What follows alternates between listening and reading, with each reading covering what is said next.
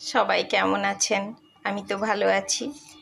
বেলা 9টার সময় এই যে একটু রান্না করছি, বাইরে যাব।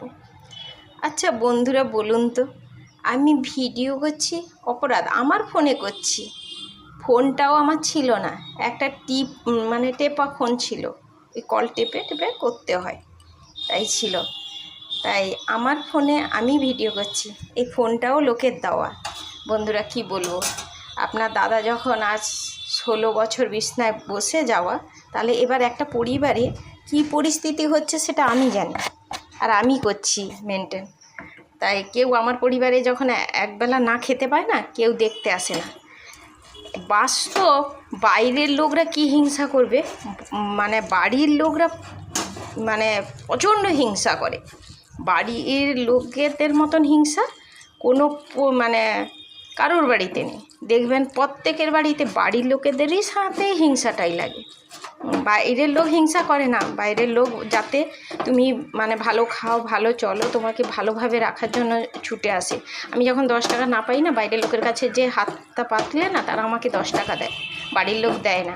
একটা মানুষ বসে থাকা, 3টে বাচ্চা কাচ্চা পড়াশোনা, কি যুদ্ধ করছি জানেন। ভোর 6টা থেকে উঠে লোকের বাড়িতে কাজে ছুটি। তাহলে আজ যদি আমি ওদের বাড়িতে না কাজে যাই, খাবো কোথা থেকে? বাচ্চা কাচ্চা পড়াবো কোথা থেকে? আসলে বন্ধুরা, আমার পড়াশোনা এতটা নেই। তাহলে আমি একটু যদি যুদ্ধ না করি, আমার বাচ্চা কাচ্চাকে না দাঁড় করাই, বলবে বাবা বসে গেছে, আমার মাও দেখলো না আমাদেরকে।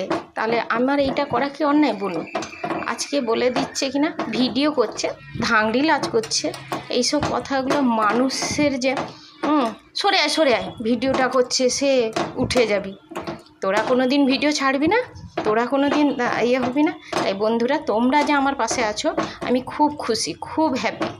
আমি মনে করি আজ জীবনে অনেক কষ্টটা, আর আমার জীবনের কষ্টটা তুলে ধরেই না আমি ভিডিওটা করছি। আমাকে আমার এক ম্যাডামই বলেছিল, এক বাড়িতে আমি কাজ করেছিলাম, ওই বলেছিল একটু দাদা তো বসে গেছে, তুই একটু ভিডিও কর না, তুলে ধর না, তোর ঘরে তো দুজন অসুস্থ, শাশুড়ি 20 কেজি ওজন, কেউ একটু দেখতে যায় না শাশুড়িটা কি খাচ্ছে না খাচ্ছে, সারাক্ষণ শাশুড়ি অসুস্থতে ভোগে। তাহলে এবার আমি সেটা দেখতে পারি না, আমি খুব দুঃখিত, শাশুড়িকে একটু দেখতে পারি না, কেন আমাকে তো আমার পেটের জন্য আসতে হয়, তাই না বন্ধুরা? আপনারা আমার পাশে আছে যে থাকুন, আমি এইটাই আনন্দ পাই। আমি সত্যি বাইরের লোকদেরকে খুব ভালোবাসি। এইখানে আমি রাখছি বন্ধুরা, আজ খুব কষ্ট পাই বলে না আপনাদের কাছে আমি কথাটা তুলে ধরি। বাড়ির লোকেদের কাছে বলতে যাই না, ফালতু ওরা।